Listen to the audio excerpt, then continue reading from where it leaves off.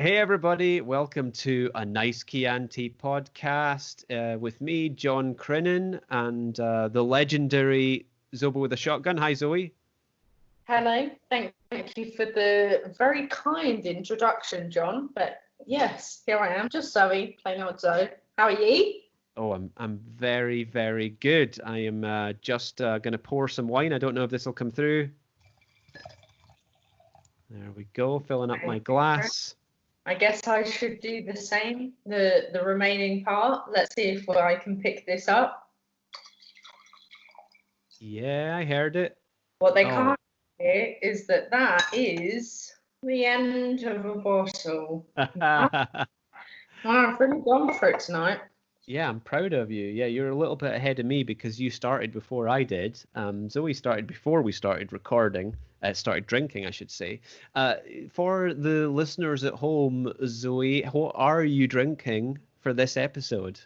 I'm drinking tonight. I've gone for a Malbec, which is very unlike me because usually, funnily enough, I go for a nice Chianti. No, I actually don't. Usually I drink Merlot, but tonight is Malbec. So what about you, John?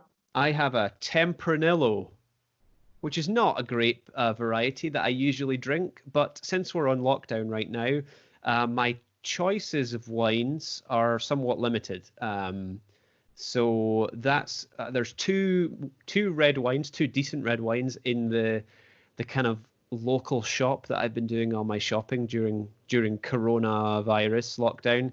And one of them, the other one's a Malbec. I've actually got a bottle of it through in the kitchen, so it's kind of a shame that I'm not joining you in a Malbec. But the other is this Tempranillo, which was totally new to me until I discovered this. But it's very nice.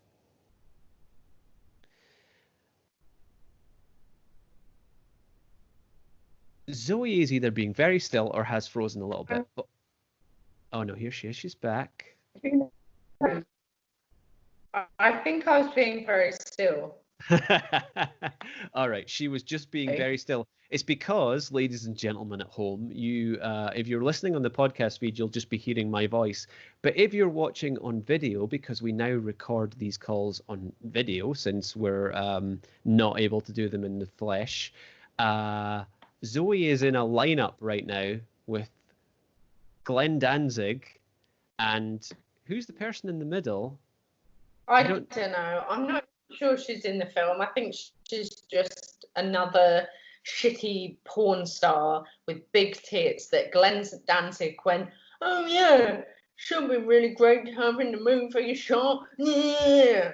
And that is his exact voice, because when you watch Verotika, and spoiler alerts, because we haven't got into the chat yet, but here we go, I'm kicking off. When you get into the movie, that is exactly how you can imagine him talk, because he is a piece of shit. So, yeah. Hi, I'm Glenn Danzig, and females are only porn stars.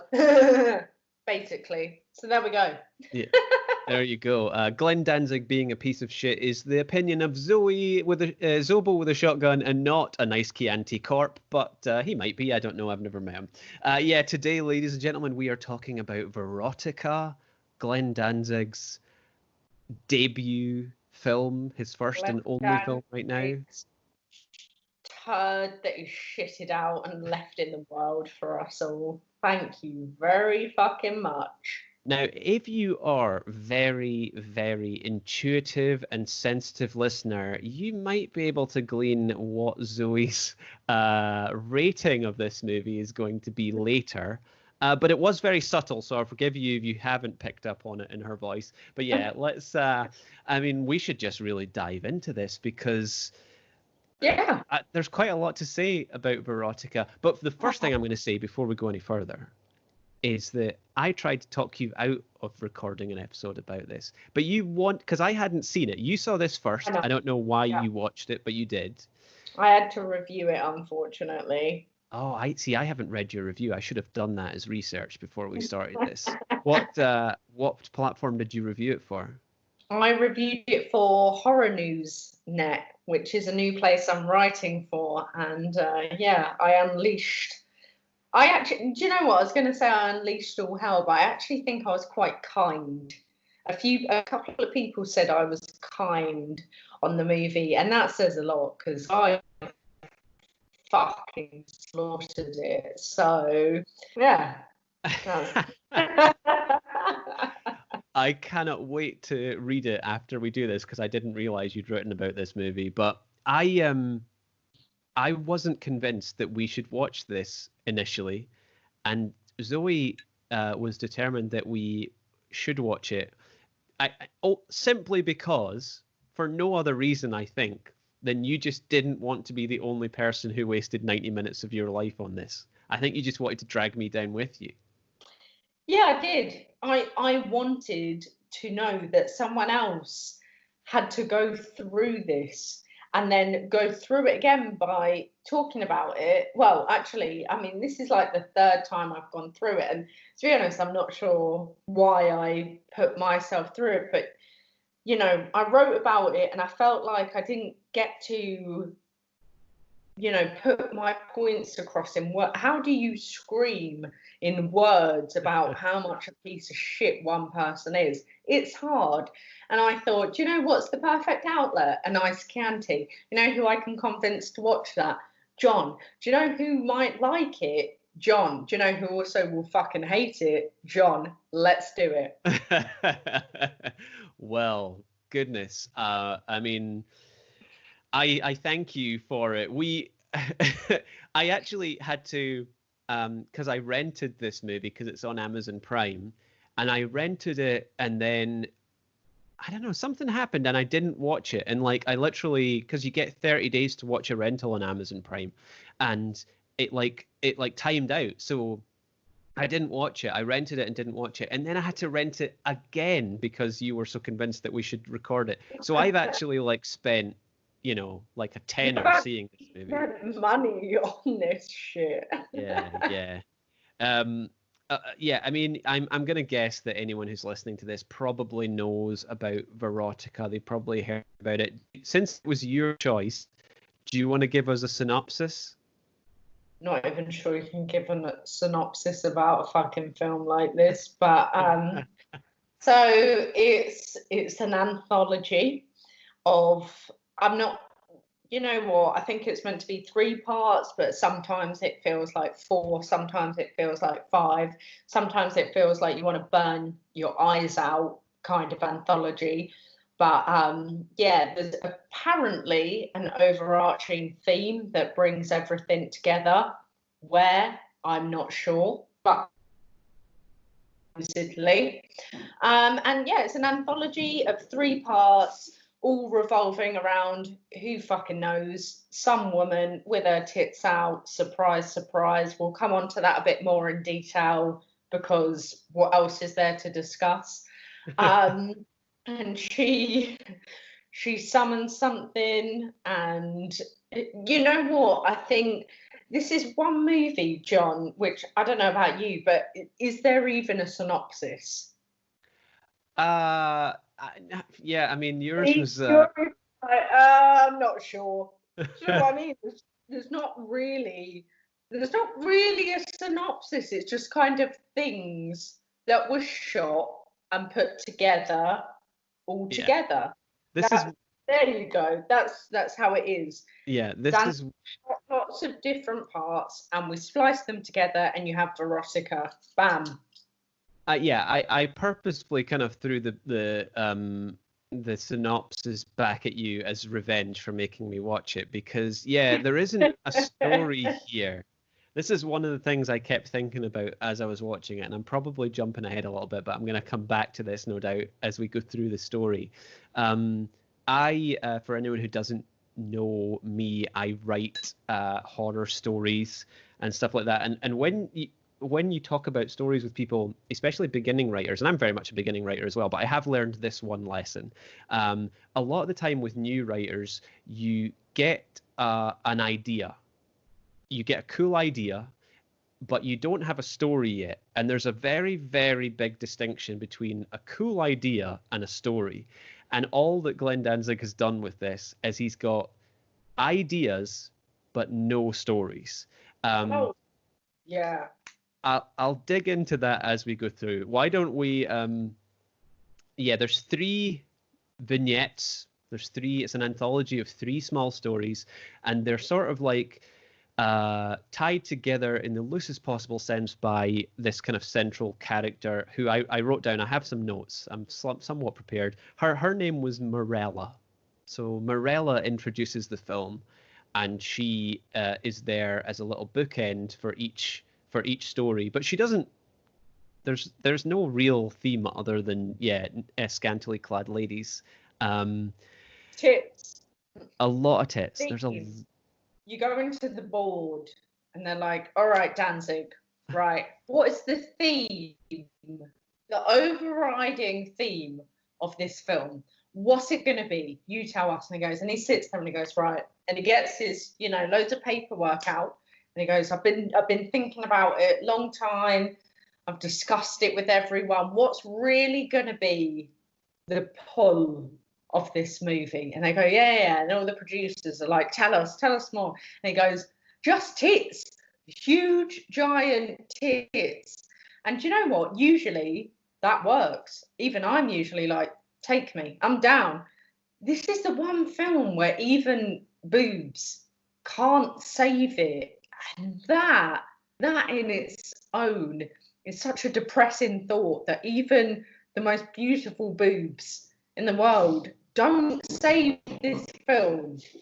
And there you go. What do you think, John? Do you think that kind of sums up how it went down? Yeah, unfortunately, I'm inclined to agree with you on this. Like, normally, boobs, a bit of TNA is enough to sell me on a movie a lot of the time. And this certainly has it in spades, but there's just nothing else. There's nothing else.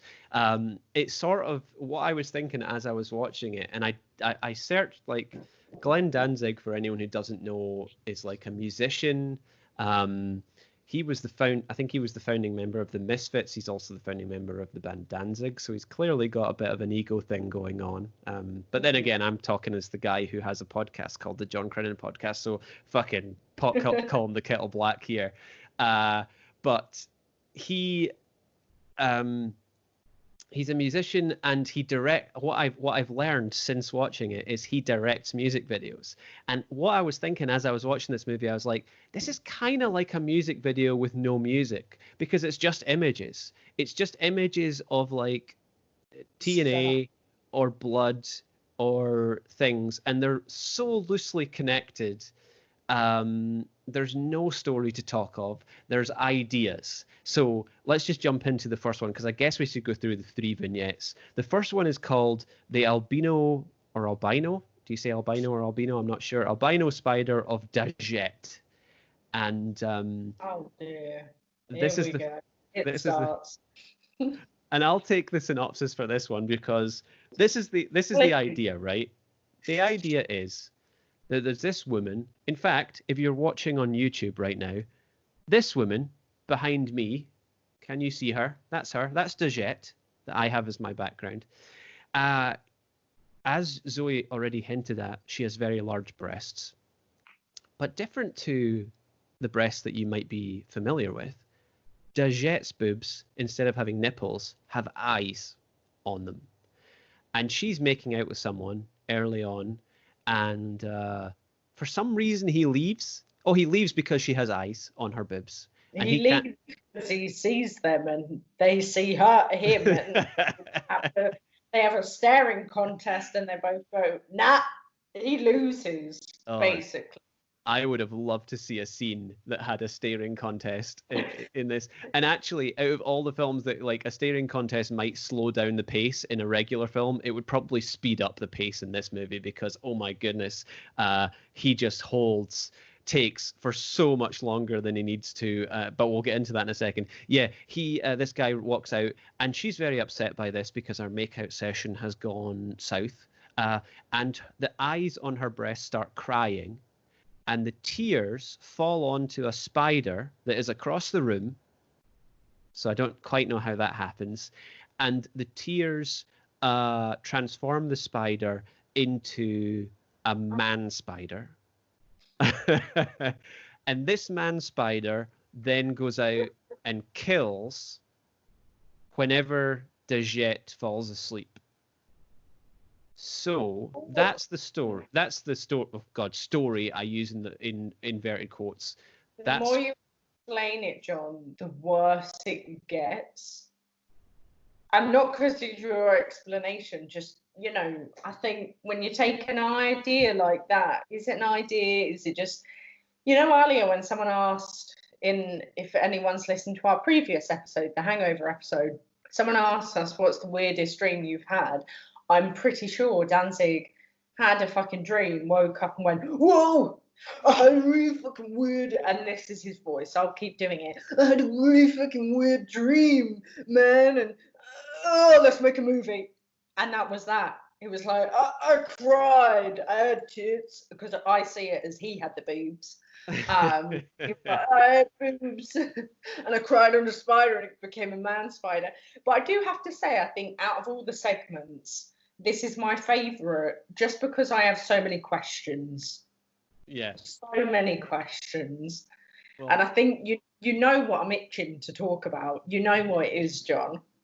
Well, yeah. I mean, go ahead. I mean, I'm with you as well. And I'll warn anyone who's here, because we are obviously recording this episode just now. I expect it will go to about an hour, but we don't know. The film, this is the high point. This is as good as it gets. It only goes downhill from the Dagette segment. But yeah, go ahead. Oh, it plummets. It's like a roller coaster where you just keep going down, down, down, faster and faster. And it's, oh God, it's so bad. But this segment, I think, and I apologise if you hear weird noises in the background, my cats have decided that it's a fucking Grand Prix in the background right now. They are legging it for some, it's like Danzig, basically directed my cats right now. That's what they're up to, weird shit with tits. I don't know. I have so many questions about this. Don't understand. We never have any answers about why her boobs have eyes. They just do. There's nothing behind that. They just have eyes. Okay, fair enough. Nipples, eyes. Who knows? That's just how it goes around here, according to Danzig's world. Fine. We'll allow that. Also, why has she got awful hair? The worst haircut I've ever seen. Don't know. Also not explained. Why does everyone have a really weird French accent, which is clearly not their accent? Again, not explained. We have to talk about the French accent, right? Because I don't understand, John, why they've got this accent. Why? I don't know either. There's one thing that I forgot to say in my intro, and I'll just say it now before I forget, that Verotika is based on a comic book that Glenn Danzig wrote called Verotic. So maybe there's some reason that this story has to take place in France. But essentially what it meant is, because ultimately what Danzig did, as I can guess, he wanted to make this movie. Maybe Zoe's right. He had a dream about this spider. Maybe it was him. And he really wanted to make this movie. And he seems to have, he shot it in Los Angeles for a start. And I'm going to get to that in a second. And that's important because I have a point about this. And he populated the cast almost exclusively with porn stars and strippers. So I don't think I don't think most of these cast members are French, and the accent is the thing that gives that away. But anyway, he for whatever reason he stuck to his vision. He thinks that maybe it's just because the main character is called Dagette, and that sounds kind of French, and they're like, you know what, we have to set this in France. And he insisted that all these people who can't do French accents do fresh accents. And there's some of them almost get away with it. Some of them I would give them a pass. Not really, because they're all I'm being incredibly generous. They're all terrible. Right now, John. But basically. There's one or two in particular that are so incredibly bad that I don't know how they managed to A, themselves keep a straight face as they were delivering lines, and B, how their co-stars were able to keep a straight face as they said it. But well, let's just jump. Do we want to go through the story of like, there isn't a story, but like there really isn't. I guess basically, and spoiler alert, but anyone listening should know that we of course do spoilers. That's the point of discussing a movie. I don't know. She's having sex with the guy, not quite yet, nearly. As John said, he gets scared, he runs off. So this spider bloke turns up, and yeah, it's like a big spider humanoid, albino, white, pasty little prick, and he kills anyone. There's no real rhythm to his killing. It seems to be mainly women, of course. Surprise, surprise, Glenn Danzig. Only women die. Only women are prostitutes. Blah, blah, blah. Fuck you. So Spider only kills women, and there's no really real logic to who he kills and when, and you jump from being in the whorehouse to being in an alley with some girl that could be a model, could be a prostitute, could be Mary from the church down the yard. You've really got no idea, but, you know, as a bit of context, she doesn't look like she goes to church from how she dresses. Don't think you'd be allowed in like that, but, you know, I'm sure she's a wholesome gal. And I think, you know, the problem is it just flips everywhere, here, there, and everywhere. It's going all over the place. I mean, the spider does kind of look creepy. There's some awfully shit CGI of the spider that is, I'm pretty sure I could do better, and I have no technology skills whatsoever. I can't even use Excel. I can barely use Microsoft Word, and I'm pretty sure I could make a better CGI spider. Anyway, gets a bit better when he turns into a man. Think it's maybe like practical effects. The only thing that I really think stands out in this segment is there is a bit of blood. Again, awfully done. Special effects are fucking horrible in this segment, but they try. My biggest question, John, and maybe it's not the first question on everyone's mind, but it is on mine.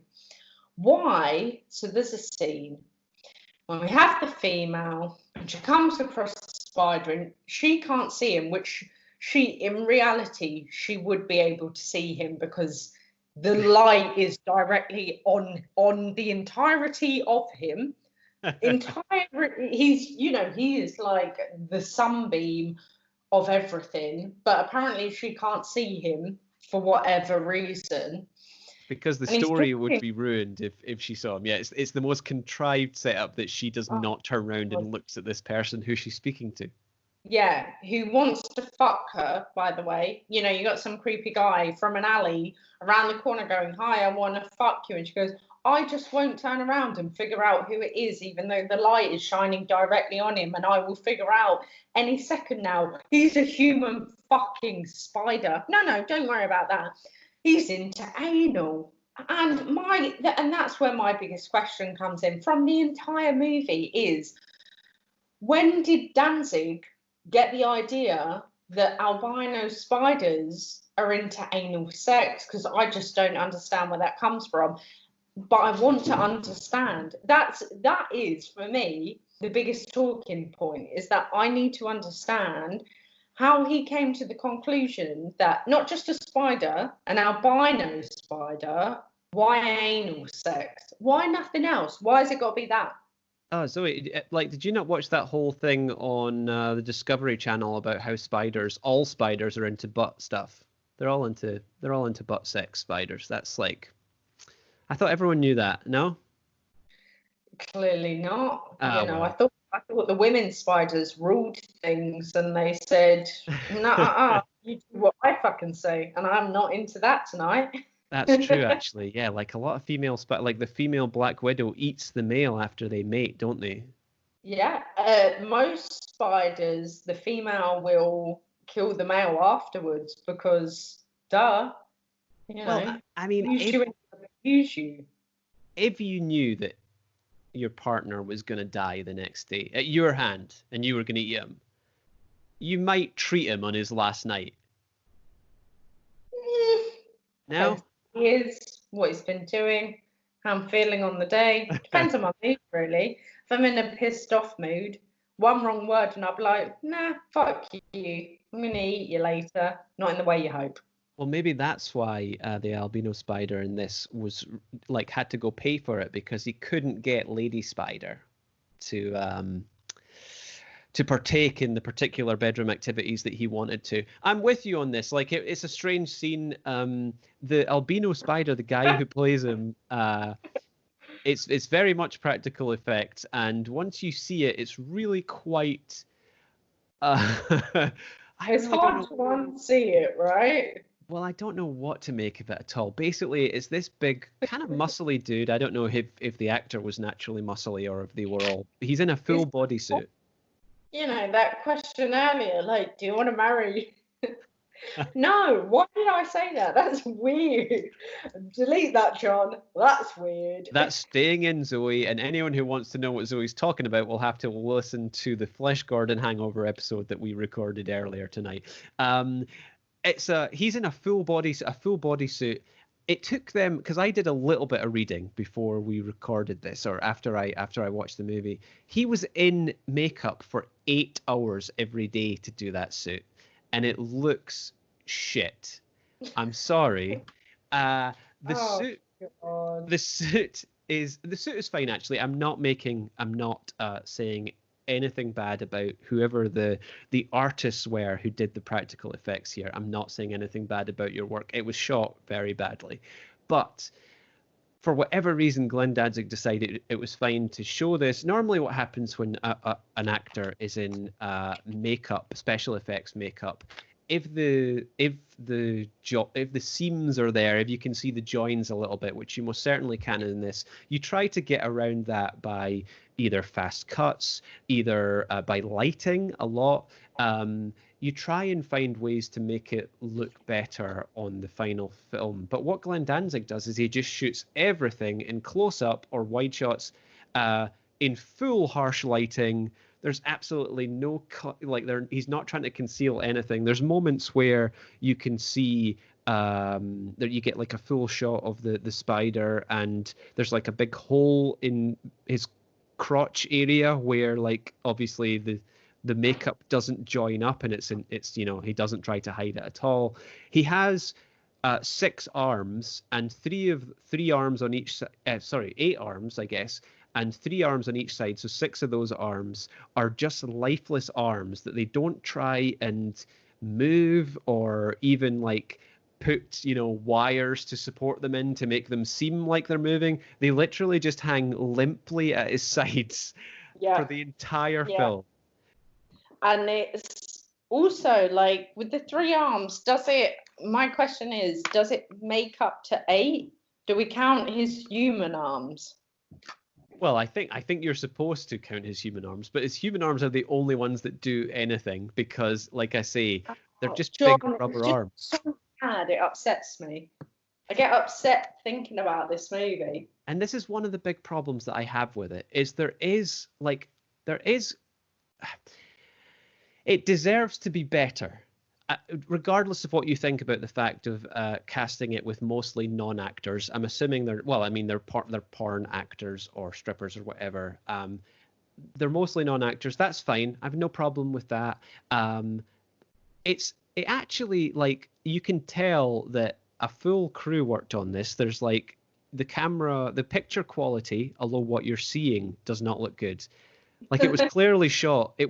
This wasn't shot on a tiny budget. There was sets, there was obviously lots of actors, there were decent camera rigs, probably decent sound rigs, but time and time again there's just all these really questionable decisions made. And it's going to sound, I realized as you were talking through what happens, it kind of sounds like we're not describing what's if you haven't seen this movie, because I'm not necessarily sure if I recommend it or not, it kind of sounds like we either don't remember the story or we're not describing it very well. But what Zoe says is true. It literally is just jumping around. There's no connection. Basically, Dagette falls asleep and then realizes that the spider is killing when she's asleep, and I'm forcing this story onto it. Then she gets guilty and tries to stay awake. So she goes to a theater.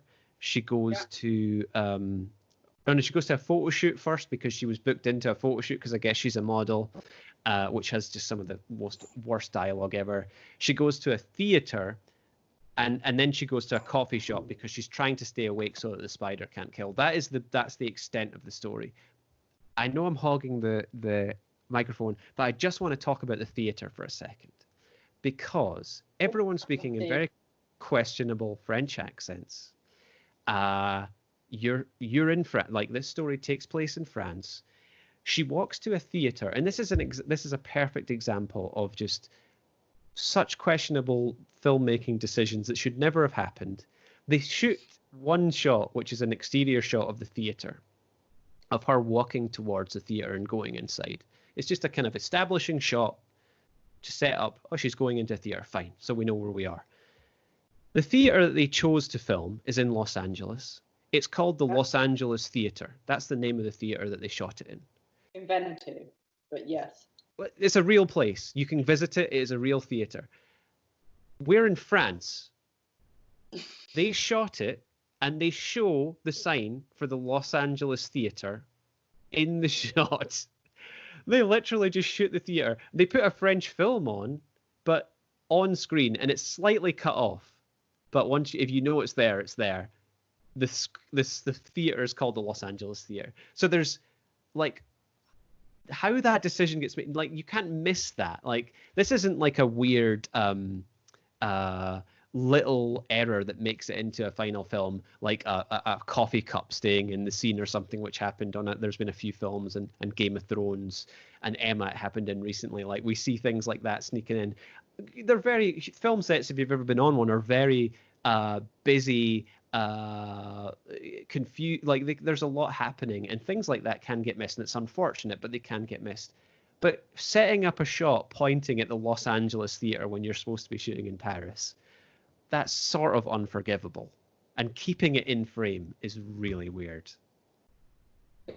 That just says everything about Danzig and this movie, is the fact that it's almost like he filmed it and he thinks so much of himself and everything that he's filming that he didn't have a second thought about these things. And I think there's a lot about this movie that upsets me and that I laugh about, and I'm like, it's shit. But I think at the end of the day, like, I feel almost sorry for the people that were making it, the people that were involved in it, because they, I guess when you're shooting a film, you don't know how shit it's going to be when you're shooting it. And I'm sure half of the girls that were in this film, they went, oh, this is my chance to, do something different, show how I can be good in this.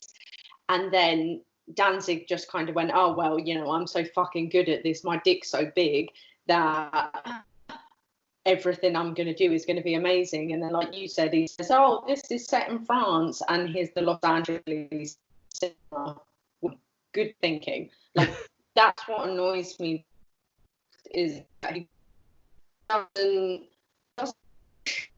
does not give it. I think that because his name is Glenn Danzig and he's attached to this, that, and the other, he can make a film like this and get away with it. And I'm like, nah, you can't. You're a piece of shit, and so is your film, and your music's not that great either, mate. So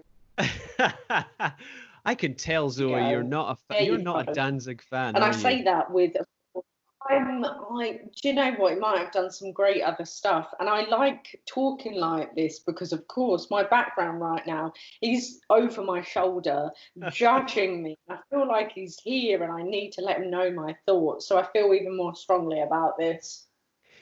Yeah, I mean, like, I guess growing up as a young teenager, early 20s type guy, I was a fan of the Misfits. I was quite a big fan of the Misfits, which Glenn Danzig was in. A fan of some of his work, but I'm certainly not, like, a fan of the man himself. I'm not a fan of the man himself, but I that's the thing that gets me about this as well, is just the number of people that involved, and there's just such low-hanging fruit. That's what it comes down to. Like, there's so there was clearly you can look at the credits, and there was clearly a lot of people involved in the making of this film, and it sort of feels like if he had listened to some of them. I mean, I was watching it. Sorry, I finished that thought. If he'd listened to some of them, he could have solved some of these really, really basic, either story problems or like film or like technical filmmaking problems. And I'm not. I'm a fan of film and cinema, and it's something that I'm very interested in, the process of how movies are made. But I'm still very much an amateur as well. But I can see. I think anyone who watches this could see really, really basic problems with editing and how they shot it. And that's what I kept on thinking as I was watching it. And it's apparent, really, from very early on, is I just kept thinking to myself as I was watching it, is this really the best take that they got this time? Because so many little errors. I mean, like I said before, I said it 5 minutes ago, errors do make it onto screen in even the biggest movies, because the little things happen that even a team of people don't catch. But there's constantly people looking directly into camera. Actually, let's talk about the looking at directly into camera just for a second, because I think this is a big thing about it. I said earlier how if there was a staring contest between the breasts and the guy that she was making out with at the opening, it might have sped up the pace of this movie.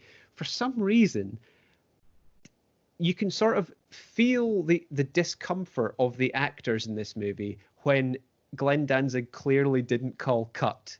So every scene, and I use the term scene very loosely as well, because they're not scenes, they're just location changes.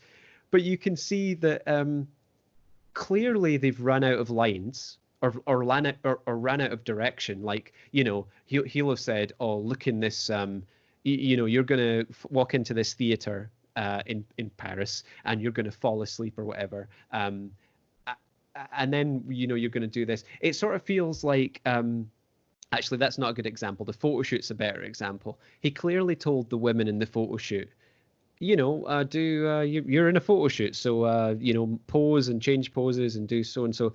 You can actually visibly see as a viewer when they run out of script or direction, because they start like looking uncomfortable and sort of looking around, because you can tell that they're waiting for Danzig to shout cut, and he never does. Direction, aren't they? And I mean, I agree that whole. And I think that's part of the reason that it makes it, I think actually that is part of the reason that makes it so unfair on the actresses, and I know I slated a lot and said like, oh, Glenn Danzig only thinks women are prostitutes and strippers and porn stars, which 100% I still agree with, because every woman in this film is one of those. I don't think any of them have ever done another job than that, which is fine, because that's how they make their living, and they're clearly, I'm sure they're very talented in that areas, which is not shown in the film. He does not play to their talents, which I'm sure all of the females in this have. They're all beautiful women. I'm sure they're probably very talented in their own ways. But when he puts them in front of a camera and doesn't give them direction, and you've got like that photo shoot scene, and they all unfortunately kind of stand there and do what they're supposed to do, and then they stop and they look around awkward, you go, what, are they some kind of idiots? Which even I was like, wow, these girls are great at acting. Like, well done, girls, you did amazing. But to be fair to them, if they don't have the direction on what the fuck they should be doing next, of course they're going to stand there kind of going, they're not actresses, so they're not going to impromptu make up the next scene or say something or do something, because they're not actresses trained to do that. They are strippers, they are porn stars, which is fine. If they were directed correctly, I'm sure they're probably doing an amazing job at that. And Danzig just leaves them there to look like fucking idiots in front of the camera. And I think that's actually one of the more points why I find this film so misogynistic, because he just uses all the women in the film like there's some kind of like little titty show for his amusement, like the entirety. And I think that's my biggest problem with Verotika, is that it's, you know, we watch films, John. I see a lot of films, they've got a lot of nudity, a lot of boobs, all those things. Fine. I don't mind them. I've got nothing against it. You know, I'm not going to deny a great pair of boobs. I'm not going to deny when I see it and be like, oh, I don't want to see that. We all want to see that. Come on, let's be honest. But when you put a female that's a great body in front of the camera and you make her look like an idiot because you haven't given her the right direction, that's unfair. And that shouldn't show on the women in the film. That shows on Glenn Danzig and his perception of how women should be in front of the camera. Yeah, and that's why I backtracked earlier when I was talking about the practical effects of the spider creature. I was like, you know what? I said that it was shit, and then I was like, well, you know what? Actually, no. There's only so much you can achieve with practical effects, and the rest has to happen in camera with lighting and stuff like that to hide the things. And yeah, that's you made an excellent point, and that's something that I want to say as well, because there will be times when we kind of you know, shit on this movie, and it's going to seem like we're shitting on maybe the actors, maybe the filmmaking crew, but I think the blame for anything really lies solely on Glenn Danzig's shoulder on this, because you're absolutely right. Like, I don't, you know, the fact that these women are porn stars and strippers in their day jobs. When I said that, I didn't mean that in a derogatory sense. You know, that's fully supportive of that. Sex work is work. That's great. It's just they're not actors. That was the point I was trying to make. They're not. They're performers. And, you know, exactly. I mean, just like me, you know, I'm a female. I'm not a performer. I'm not an actress. I'm none of those things. I'm pretty sure if you put me in front of a camera to act as a character, I would do very badly at that. And that's because I would be put in front of a camera with no direction and go, I am not an actress. You cannot expect me to perform as an actress in front of the camera, because that is not what I am. And it doesn't necessarily mean that I'm shit at what I do, because I'm not an actress, so what I do is completely removed from that. You know, I'm sure these women, and, you know, hell, maybe later I'll go and check out their porn films. I'm sure they're fab. I'm sure they are great at what they do. And I just find it upsetting as well that Glenn Danzig also, he doesn't portray them as anything other. They're never really given a personality. They're never given anything else. It's like, this is a female, she does sex work, and that's it. That's what she does. She doesn't have a personality. She doesn't have a life outside of that. There's nothing to build upon that. It's just, she is sex work. She is a sexual object. Bam, done. And I guess that takes us on to the second part of the film, which I think for me is probably the part of the film that I have the biggest problem with, because I don't think it has any structure to it whatsoever. I think it's purely put there for male gaze, nothing else. There's nothing else to it whatsoever. It doesn't need to be there. It doesn't serve any purpose. It's all just revolved around a strip club, and it's all just male gaze completely, which I was like, I completely almost tuned out at that point. I was like, I'm very bored of this now. Yeah. The second segment is called Change of Face, and like Zoe says, again, there's no story here. There's an idea, and the idea is there's a stripper in a strip club called, I wrote it down, Mystery Girl, and Mystery Girl has scars on her face. So for some reason, it's not entirely clear, because she strips with a face, with her face covered, but for whatever reason, she kills people. She kills beautiful, scantily clad women and steals their face so that she can cover up her scars. That's the extent of it. There's no story. There's a couple of disjointed scenes where she kills these people. And just coming back to what Zoe said about how unfair it is to let these women who are not who I'm guessing are not trained as actors sort of embarrass themselves on camera. I hadn't thought about it in those terms, but I actually agree with you that that's exactly what's happening. And the relationship between a director and an actor has to be a very trusting relationship, and it has to be very safe for to make good art, so that they'll go to, you want your actors to feel safe, so that they can go to those scary places emotionally or whatever to get the performance that they need. And the fact that he's doing this, and I can see it now that you said it. I didn't think of it in those exact terms, but yeah, he is really using these performers to get like a bit of titillation, to get a bit of TNA, tits and ass, just in case anyone doesn't know what TNA is. Yeah, it's objective. We recorded an episode about Flesh Gordon, which is a smutty comedy spoof in our last episode. Me and Zoe have watched a lot of movies with TNA, and it's fun, right? A bit of nudity on screen is fun, and everyone can have a bit of fun with it. And if the person's good looking, there's great sex scenes in cinema that people have. Everyone has their favorite sex scene and stuff like that. But people obviously have problems with objectification, rightly so.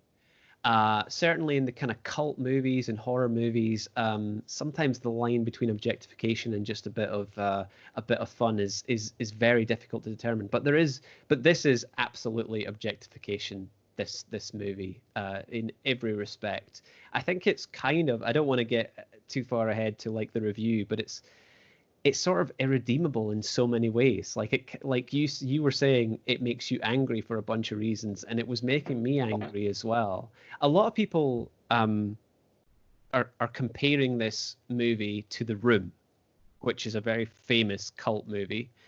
Have you seen The Room? We've never actually spoken about The Room. Have you seen it? Are you aware of The Room, the Tommy Wiseau famously So Bad It's Good movie? I have seen The Room, and I actually went to the Prince Charles screening of The Room, where it's just pure one of my carnage. favorite cinemas in the world, just FYI, the Prince Charles Cinema.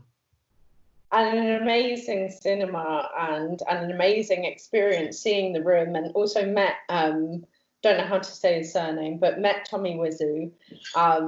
And I do you know what I think? And I understand why people are comparing to it. It's like a film that's so bad it's good. But the thing is with Verotika, it's not good. It's not so bad it's good. It's just bad. It's just horrible. And it's just, I think as a woman watching it, and I watch a lot of demeaning shit, and I get through it, and I have no problems with it because I can see the intention behind it.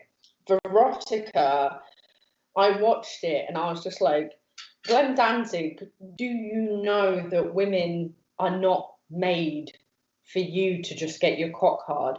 Do you know that? Clearly not, because you made a film where you went, oh, let's just, that is the problem with Verotika a lot, is that it just objectifies women to a point that's almost unbearable to watch.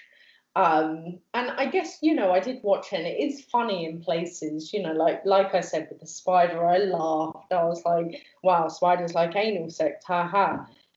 But I had to laugh at something, otherwise I'm going to lose my fucking mind. The thing is with The Room is Tommy Wiseau made that with a genuine passion to make a film that he genuinely thought was a good film, that portrayed a love story that was strong and connected with people. It was not that, all right, fair enough. But when you watch it, yes, there are some things in there that are sexist. Yes, there are some things that you watch and go, that's not quite how it goes. But it never feels malicious in it. It always feels like a sincere film from someone that just doesn't quite understand what the cinema audience wants, and he tried.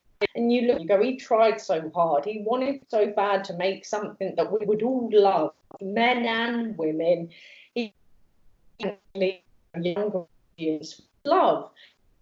It comes across, and that's why you love it, because it's like endearing, isn't it? It's like, you know, when that's like shit, and that's nice. I'm there, and I love it because you tried so hard. But if you look at Glenn Danzig thing, that's built off ego. That you made something good. Go and look at this fucking awesome movie made. So you can imagine him stood there, kind of hand on it, being like, "Yeah, I made this fucking awesome movie, and there's all these big women, and I fuck off of them." And you know, you can imagine that. Whereas with Tommy Wiseau, you imagine him going, "Well, I just wanted to make a movie I love," and that's the difference for me, anyway. Yeah, no, I think that's a fair thing to say. Yeah, because when you're into the kind of movies that we are generally, which are considered by a lot of people to be sort of bad movies, you kind of have this conversation quite a lot, and and it's something that I've thought about a lot. Like, why is it that I like certain movies that a lot of people consider bad? And I think a lot of it, like especially in the case of The Room, this is true. There are other ones that I like that people think are bad, and I like them for entirely different reasons. But with The Room, there's heart in it. Like there was heart. Yeah. Like he really, really tried, and people find it funny, because sometimes it's like it's kind of funny sometimes when someone is really, really genuine, like sincerely trying to make the best that they can, the best film that they can, and they fall short. That's like you're sort of laughing with them a little bit, and I think Tommy Wiseau is laughing along with all of us. Glenn Danzig, on the other hand, I think you're right, is like he thinks he's made a great movie here, and I am not a fan of movies that are the so bad it's good thing is tricky, right? It's complicated. Yeah. I'm not a fan of movies that are just bad. Like, although some people who I talk to would probably disagree with me, I'm not looking for a bad movie that I can laugh at, and the worse it is, the better it is, in my opinion. Like, there's got to be something there, and I don't think there necessarily is with this, which is why it makes it so difficult. But I also want to say, because we're talking about things, I think a lot of people are, I'm bringing it back to when I said, you know, a lot of people are comparing this to The Room because it's a so bad it's good movie, and this really is a bad movie. So there are going to be people who find it good for whatever reason. They find something redeemable in it, and if you do find it funny, I'm not saying you're like that you're wrong or you're a bad person for finding it funny. You know, you can look at this and You're wrong, you're the worst. but you can look at it and like it maybe is funny. Like there are certain brands of comedy that I don't find funny. For example, the thing that is at the forefront of my mind right now is like cringe-worthy comedy. So like there's some comedy, and it's very popular. It got very popular, you know, in the last few decades. I think like The Office is. I actually like The Office, but you know, like there's a lot of comedy that's at someone else's expense, and it sort of like makes you a lot of like YouTube pranks and stuff like that, or things like this where you know it's making it's putting someone in a situation to see how they react, and it's sort of like cringy as you're seeing it. You're like, oh God, I can't think of a perfect example right now, but you know what I'm talking about. Like the kind of comedy that is just it's such an uncomfortable situation, and you're kind of cringing and you're laughing at the situation. I hate that comedy. I really don't like it when someone is a victim for. I think what you're getting at, John, is like, it's not that we're saying, you know, because I guess, you know, like, especially from me, I'm slating a lot, and I'm kind of saying it's so against women, etc. I watch a lot of films that are against women, and I you know, there's some that I definitely not like, but I tolerate in terms of the way that they present themselves. And I think there's a lot of this film that you can laugh at, and you know, when I watched it, I did laugh. I had to laugh. I was like, fucking hell, if I don't laugh, I'm gonna cry at this shit. Like laugh because you kind of go, oh God, this is so, it's so bad that if you don't laugh, you are sat there and it's a horrific experience. You go, it's just so horrible. So I don't think there's anything wrong in laughing at it. I don't think that means that you're agreeing with the things that it's saying, not at all. I think you laugh at it because you just go, do you know what? You're so fucking off the mark there with what you've made that it's hilarious at what you thought could be a good film. So I think, you know, I guess in that way, if you were to put Verotika on with a group of friends, and I'm not just pertaining to lads and a group of friends because it's got naked women, not at all. You know, this is a film that if I was looking for something to really laugh at with a group of girls as well, I'd put this on and go, do you want to see something fucking mental? I would. I don't think my girlfriends would be like, oh, that's just horrible. It's not horrible. It doesn't, you know, there's not like rape or there's not things that you go, that's just god awful. You know, and you know, John, I watch a lot of films that have got female raping and they've got scenes where it is awful against women. It's not like that at all, really. Well, that's actually... It's just shit. So you can laugh about it because you go, it's just bad. And that's a good point as well.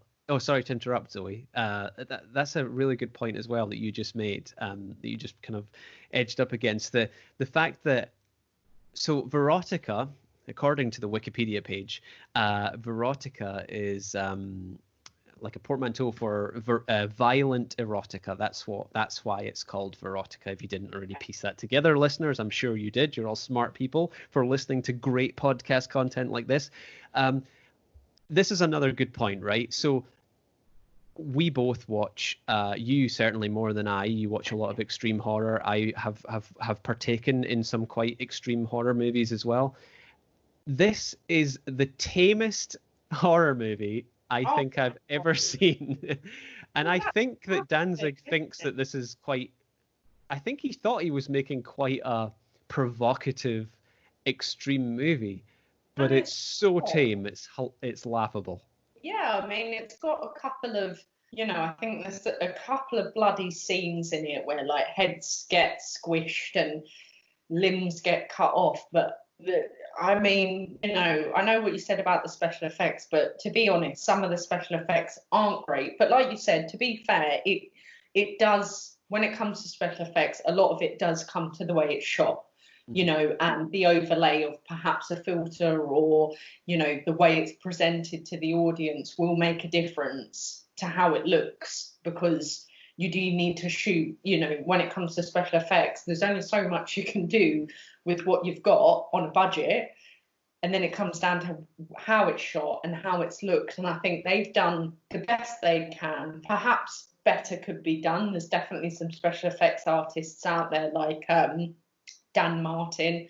He does special effects for a lot of different movies, and everything he's ever done, incredible. But he's an incredible artist, so you know, some of those. But again, I follow a lot of special effects artists on Instagram, and they'll take their own pictures and you can see it's special effects, but if it was shot in the right way, it would look incredible. Yeah. They don't shoot this in the right way, so you go, oh, that looks a bit shit, the blood looks shit. And it does come down to the way it's shot. And yeah, I think it's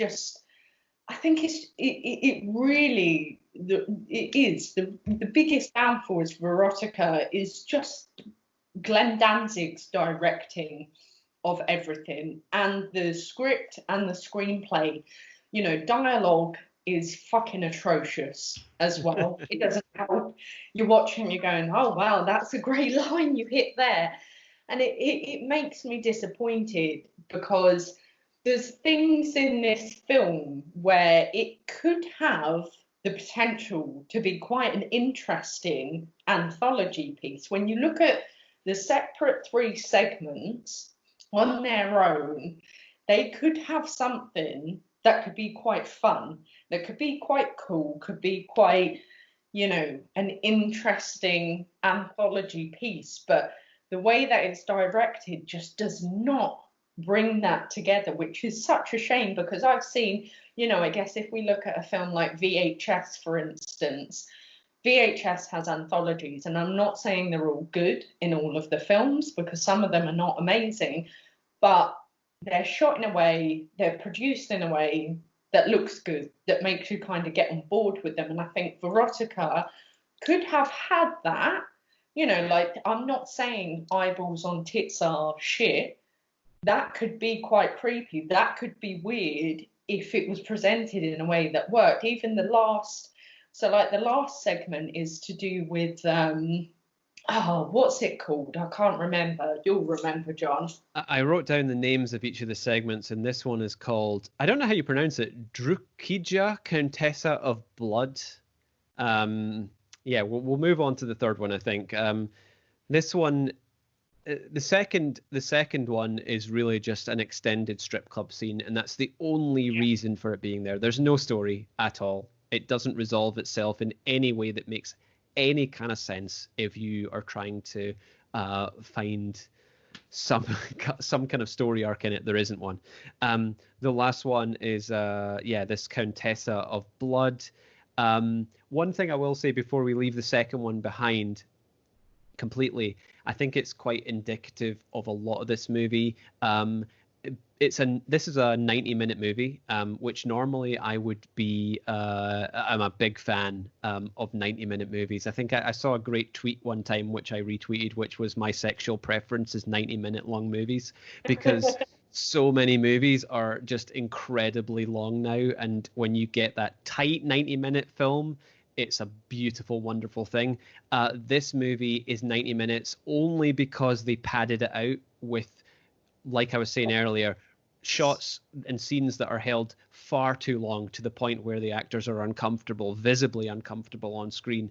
And almost the entire second segment is just an extended strip club scene. It's basically just lap dances or strip teases on stage with the barest pun acknowledged but not intended, the barest amount of story in it.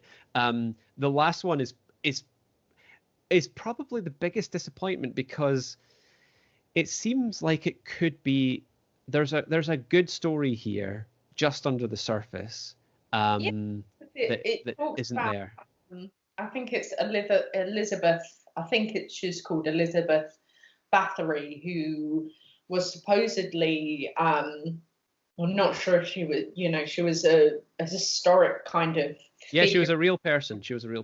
Yeah, and she supposedly bathed in blood of virgins. She sacrificed virgins because she believed it kept her young, which, when you think of horror, that is quite a prevalent thing to go for. And we see that theme in a lot of horror films, that it's Hostel 2, for instance. Yeah, we were just talking about it in the last Hangover episode. Yeah, exactly. And it's something that does reoccur, that even if you think about I think it's Korean, the Korean film Dumplings, it talks about eating abortioned babies, slightly different, but abortion babies, to regain youth, the similar as you could bathe in virgin's blood to regain youth. For females, it's actually quite a recurring topic in horror, is this, the blood or the flesh of an innocent regains your youth, in a sense. And it's quite an interesting topic if you think about that. And I think, thinking about Elizabeth Bthory and that, it could actually be something quite good. It could be quite horrific and horrible. But again, the way it's presented, it just doesn't do that. And it's almost hilarious when you watch it, because you're like, oh God, it's so bad. Come on. And I think, with Verotika, that's it. It's just all these things. There is a potential there to have something good, and it just fails in every possible way that it could fail. And you kind of watch, you go, but how did you make it so bad? How did you take this idea that could have been good, could have been gory, could have been horrible, could have been quite, nasty and visceral and almost extreme to an extent, with the blood and the gore and the violence, and really bringing together that violence and erotic together, and then you've just got what we got, and you look and go, oh, but why? Why did you do that? It's just disappointing. Yeah. It's like when your parent says to you, I'm not angry at you, I'm just disappointed. I feel like if I was Danzig's mother, I'd go, I'm not upset, I'm not angry about this movie, I'm just disappointed in you. Yeah. This is an interesting point, because like it's kind of miraculous that any good movies exist, right? So just talking about movies in general, the fact that there are so many people involved, there are so many stages, there are so many things that can go wrong in a movie set. It's not always just down to a single person, despite us saying that the problems of this movie are all based on a single person, which I stand by. It's not always just down on a regular film set down to a single person. There are so many, a vast number of things that can go wrong. It's miraculous that any good movies actually exist. On the flip side of that point, it's almost unthinkable that such a bad movie can exist. And this is what I was thinking constantly, like, to get this bad, to miss the mark so wide, to leave so much low-hanging fruit on the table with like editing, with writing, with performances, is like, I don't even know if you could make a movie as bad as this if you tried. It's like, so it misses the mark so widely. It's just laughable. And I think it's actually hard to make a movie this bad. Like going back to The Room point, is The Room ended up being a bad movie because of a lack of experience, but you can still see the try that was there to make a good movie, which is why it became a cult classic, because you look at it and you go, you can see that they tried really hard. They had the money, they had everything possible, and they had the crew and the actors, and that's what's great about it, is like you can see what would happen when a competent crew and a competent set of actors are led by this just I don't know what, I don't want to be derogatory towards Tommy Wiseau, but just this loose cannon. Like that's what Tommy is. He's a yeah. And he had a vision that didn't quite work out, but he stuck by it and he ran with it and he tried and you look and you go, you can see how hard he tried to make this movie really good, which is why you end up loving it, because you go, it could be good, and he tried, and we love him for the fact that, like I said before, it's like if your little brother, for instance, tried to make a movie and you went, oh, that's shit, but I love you and you're cute and you tried, and everyone sees that.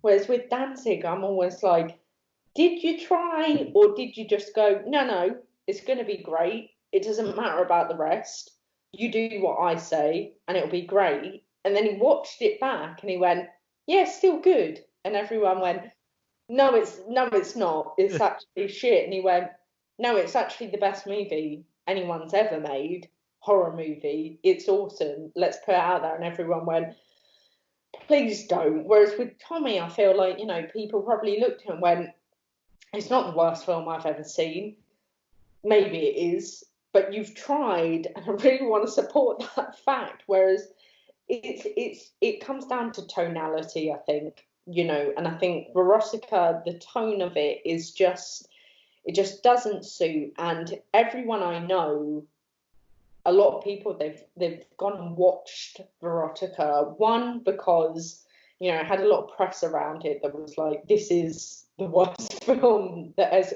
ever been made, which of course makes you go, well, I'm gonna have to see it.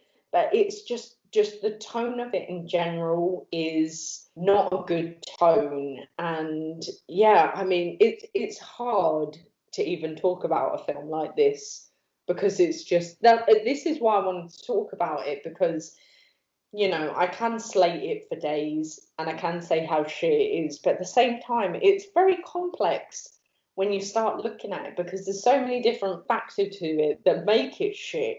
And it's not just oh, it's a shit. You know, I've seen a lot of horror movies and I go, that's a shit movie just because it is. You know, it's got a good production value, it's got good this, it's got that. It just doesn't really work. Whereas with Verotika, you kind of look and you go, did no one turn around to him and go, this is a pile of absolute flaming horseshit. Do not put it out into the world. And he went, nah, this is good. I'm putting it out. And someone was screaming at him, Glenn, do not unleash this shit to the world. Just put it on your hard drive, keep it there, let's try again. And he's going, nah, I'm uploading it. It's done. I've sent it everywhere. I've sent all the screeners to everyone. And you've got all these journalists, myself included, going, oh, yeah, Verotika, loading it up and going, oh, gosh, here we go. And like you said, you know, it's 90 minutes. It's short and it drags the fuck on. And when I was writing my review, I almost found it hard to put into words, similar to how we are now. You know, we're flitting around a lot on different aspects of it, and that is because the film itself flits here, there, and everywhere, and it's hard to really convey this kind of film, this kind of shitness, without being very erratic. It's an erratic film. You have to speak about it erratically because there is no sense to it, to what happens. So we end up just kind of going, it's shit, but it's got this, it's shit, but it's got that. It's so here, there, and everywhere that I find it hard to talk about because I just don't know. It's just a fucking mess. Yeah, what you said. You hit the nail on the head perfectly there. It's an erratic film, so even discussing it is erratic. I mean, it literally is. It's the sort of film, and I was gonna text you about this actually, and I was gonna say after I watched it, because you asked me a couple of days ago if I'd watched it yet, and I don't know if you noticed, but I purposefully didn't respond to that message, despite the fact that we text each other like. You kind of just left that aside. You were like, radio silence. Yeah, we're in touch like all the time, and we always respond to each other's messages. But I totally blanked that one because I wanted to keep it for this. But one of the things I really wanted to say to you, and it touches on this point perfectly, is like, this is the sort of movie that rather than just record a podcast on, I almost think that the best thing to do would be to record like a commentary track, you know, like a director's commentary. Yeah. Because it's the sort of film where literally every shot, every second of this movie has a laundry list of problems and things that you just want to dive into. You're just looking at it and constantly like, why did they make this decision? Why is this happening on screen right now? There's questions constantly. And anything that we can record now in like an hour, and you know, a 60-minute and 90-minute podcast is not going to come close to scratching the surface of all the things that we need to say about this, because it's constant. It's absolutely constantly. There's not. It's kind of irredeemable. It's kind of, you know, exactly what you said. It's erratic, and we're trying to like stick to, or originally, you know, maybe we were trying to stick to each segment. Let's talk about each segment. Let's go through it. And then we very quickly lost that because there's just no rhyme or reason to it. Well, it's how the film goes, you know, it tries to stick to the segments it has, and it just goes here, there, and everywhere. And it's like I said, when I was trying to review it, I found it, especially writing, I mean, at least with us talking about it, we can kind of flip here, there, and everywhere with our discussion of it, because, you know, we bring up different points. But when I was trying to write about it, I was like, I'm not even sure where to begin, where the middle is, and where the ending is of what I want to say, because there's, like you said, you go through this film, this short film, and it's got all these different points, but you could pick up something shit in every segment. it just doesn't make sense. And I think when you look at it as an overall film, it leaves you baffled. It leaves you confused. I mean, everyone that I know that has watched it, they've kind of, you know, there's not been a single person that I've spoken to yet that has watched it and gone, oh, it's good. It's got this that's good. Everyone that I've spoken to that has watched it has gone, I just don't understand what's going on and why. Why? That's the biggest question, is why does this film exist? What is the point of this film? And I know, you know, I watch a lot of like nasty shit, and people go, oh, why did they make a film like, you know, August Underground, for instance? Why did they make that? And I go, well, actually, it's quite a linear plot.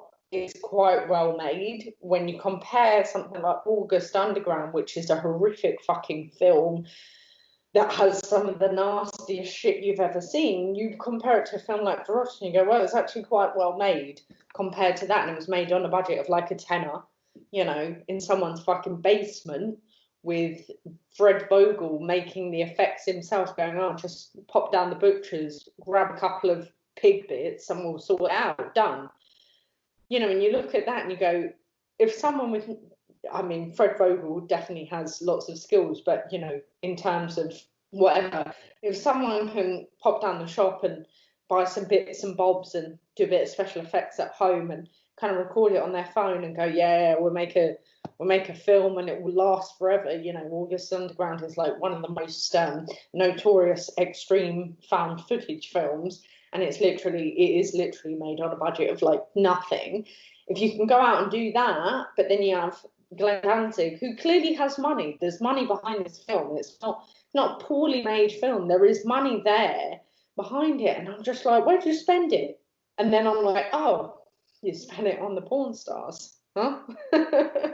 Yeah, I mean, maybe. I don't know. Yeah, you're absolutely right. Budget is not an indicator of quality films. I know we don't necessarily agree on it 100%, but one of my all-time...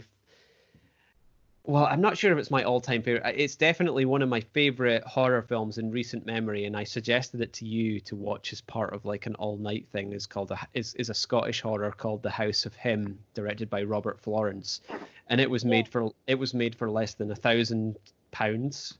Because it's a Scottish movie, a British movie, and I think it's got so much to say and it's so interesting. But budget is not an indicator. This clearly does have a budget, so this is kind of what I mean. Like, there's so many talented people clearly involved in this. Like, okay, I was shitting over the spider effects because of the way it was shot and the actors and stuff like that. But these are all people who are good at what they do. Like, I'm sure these performers are great in the films that they do when they're being, and if they were nurtured in a way that I think the relationship between a performer and a director should go, I think they would have got better performances. There's countless times when you're watching this and you just, you know, and I was just saying, is this the best take? Really? Is this the best take they could get? There's such basic stuff. There's performers looking into camera because they don't know what to do that make the final cut. There's errors of, like, there's shots where, you know, you have Los Angeles sign and it's supposed to be Paris. There's scenes where you visibly see that the set is incomplete because it's in the frame and they've just shot randomly, like they've shot an angle that the set designers did not expect them to shoot. There's a scene where I think it's in the first sequence again, where Dagette is walking upstairs and you can see her mic pack in her like taped to her leg, because like obviously the costume makeup type people were never told that they were going to be doing a shot of their legs, and they just decided to do it anyway rather than remove it.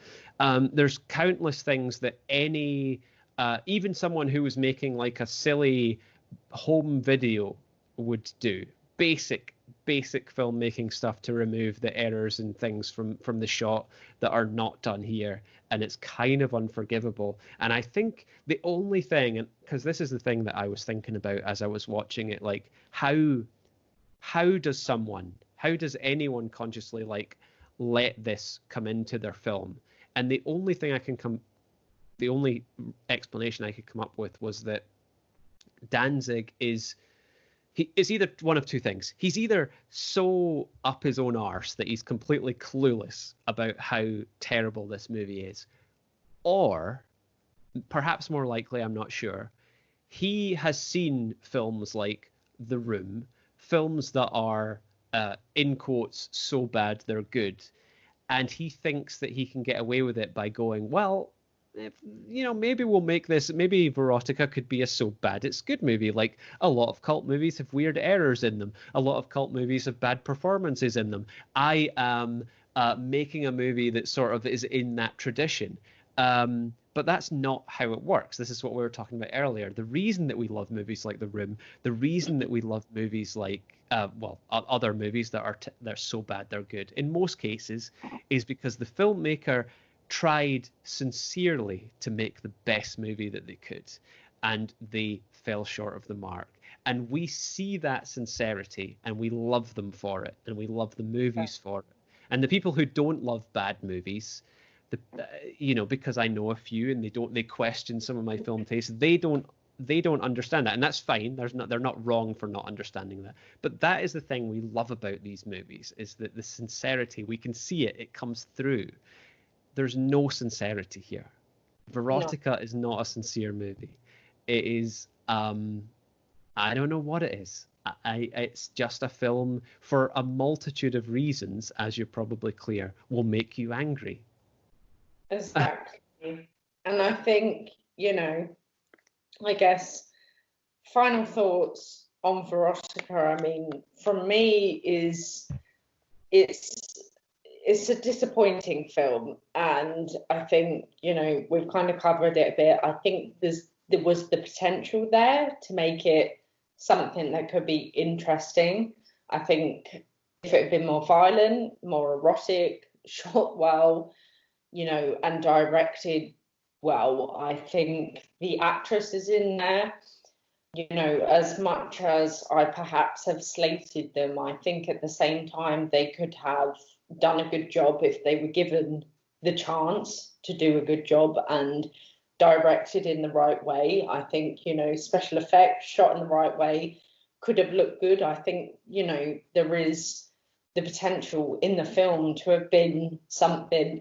I'm not going to say amazing. I don't think it would have ever been an amazing film.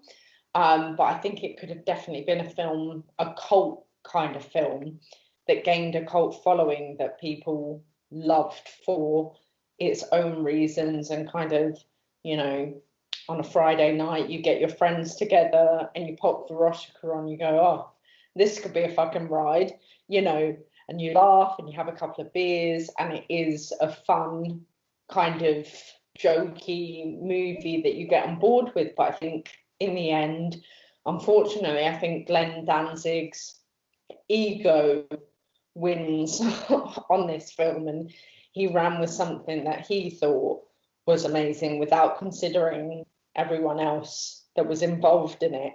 So I guess final thoughts, we should give it a rating out of 5.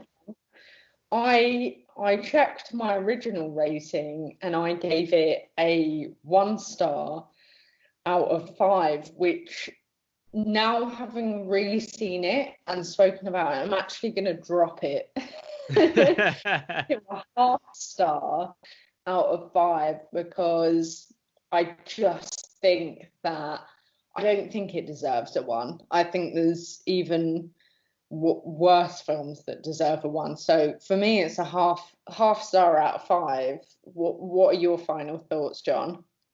I think what you said is interesting. I think, this could have been a great cult movie with just someone a little bit more competent behind the camera, in the director's chair.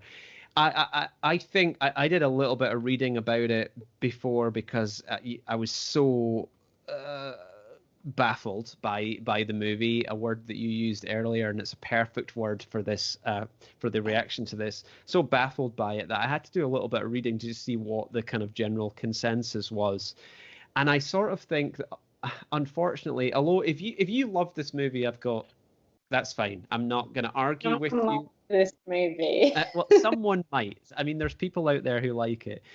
If they do, I'm just going to put it out there, and everyone can hate me. This is not a nice Chianti thought. This is Zoe Thor, burned to death. I mean, I'm not going to go as strong as Zoe, but like, if you like it, great. I mean, I want to have not wasted 90 minutes of my life. I would have preferred it to be a movie that I enjoyed. It wasn't.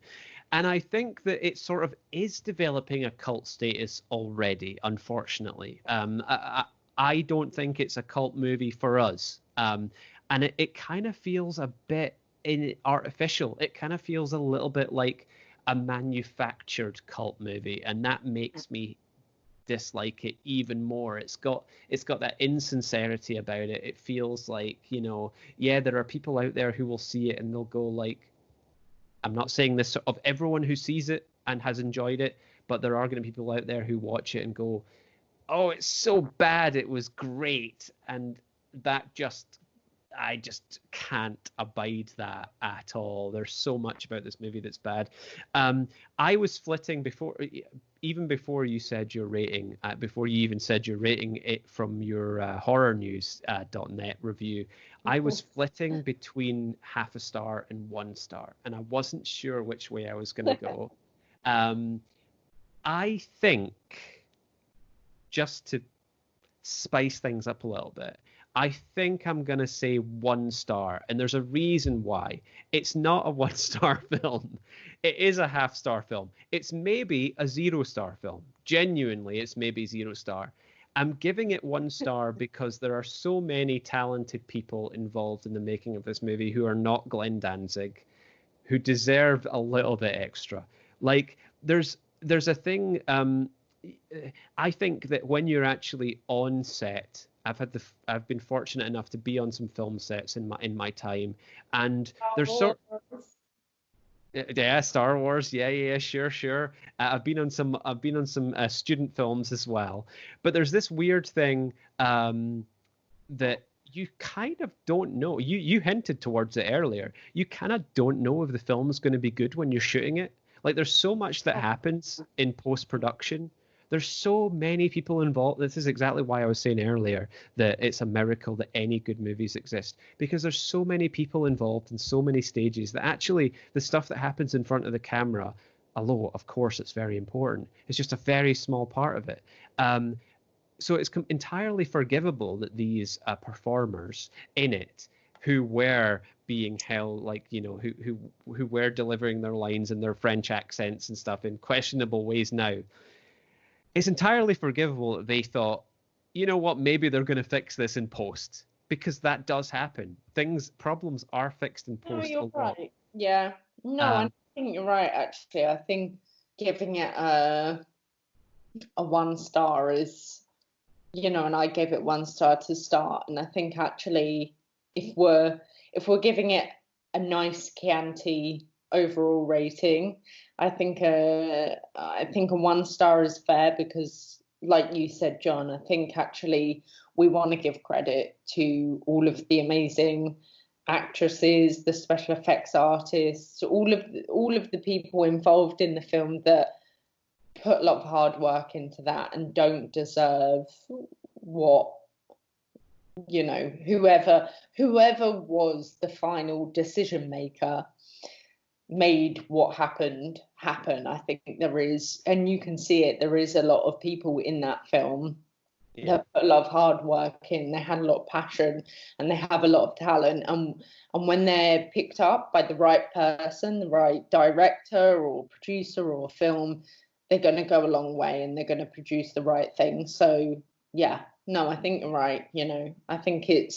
I don't think our rating is reflective of everyone that's worked on the film. I think it's reflective of the film, but not the people that have worked on the film. Yeah, and that's what I'm being overly generous. The film is not a 1 star film, but I'll give them that extra just for the craft that is clearly involved. But let's be clear, I'm giving Danzig 0 stars. He doesn't get anything. He doesn't get even half. Nothing. Yeah, that's it. So that's our thoughts on Verotika, ladies and gentlemen. Maybe we miss it. I mean, like I say, it's the kind of movie that we could easily record a director's, sorry, not a director's, but like a director's commentary. Like there's every single shot of this movie I had a thought about, and maybe that's a good thing. Maybe that is the kind of, we were able to talk quite comfortably for an hour and 30. Obviously, we were kind of drunk, and we did battle some internet issues, some connectivity issues, but it certainly is a movie that you can talk about. It's certainly the kind of movie that I would love to speak to someone.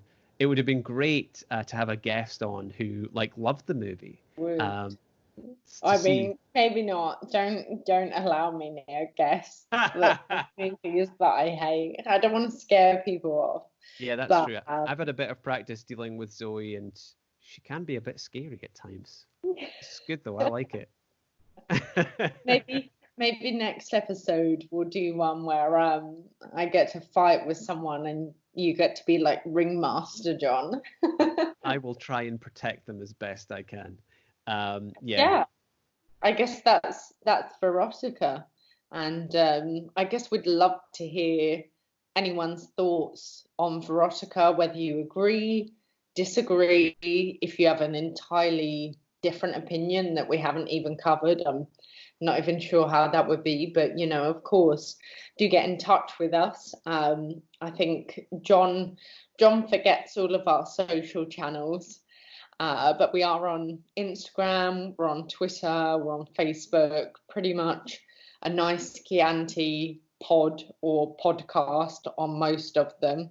If you do a little search, you'll find us. But yeah, we're yet to decide our next film.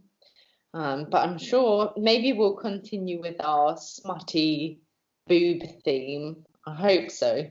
I mean, we're definitely, just because of our tastes, we're always going to be in orbit of weird, smutty, almost filthy movies. I have a couple of suggestions for our next movies, and listeners, I haven't shared them with Zoe yet, and I'm not going to share them on air, but listeners will be very pleased to learn, I think, Zoe, that we have put a recurring appointment in our calendars every fortnight where we're going to record, so people can probably safely expect. We are battling internet connectivity issues and things like that, but people can probably expect more frequent episodes from us going forward, right? Yes, they can. And if we continue to do our filming as well, you get to see how drunk we look. I've noticed that my eyes have gone a little bit more.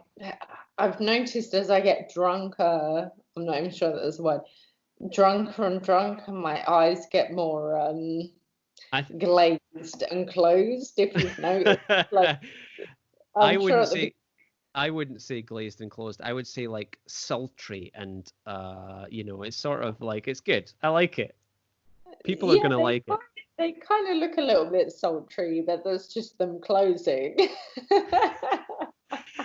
And on that note, ladies and gentlemen, because Zoe really needs to get to her bed, and I am properly sweating. I've drunk a whole bottle of wine now as well, but rather than being closing my eyes, I'm actually just absolutely roasting where I'm sitting here. We're gonna go. Zoe shared all our social stuff. A Nice Chianti pod on Twitter and Instagram. ANiceChianti.com. All this stuff's in the show notes. We're going to be on YouTube. I hope with this episode, which is exciting. My socials are at John Crinan, which is JOHNCRINAN. Zoe is Zobo with Shotgun on Twitter, and Zobo with a Shotgun on Instagram. Please come across and chat to us and tell us what you think about the movie, because we're going to be recording a hangover episode for this in a couple of weeks for Verotika. So we really want to hear your thoughts on the movie and your thoughts on this episode, so that we can incorporate them into our hangover episode and respond to you and tell you, whether you're right or wrong. Zoe might tell you that you're wrong. I will be John's good cop, I'm bad cop. Yeah.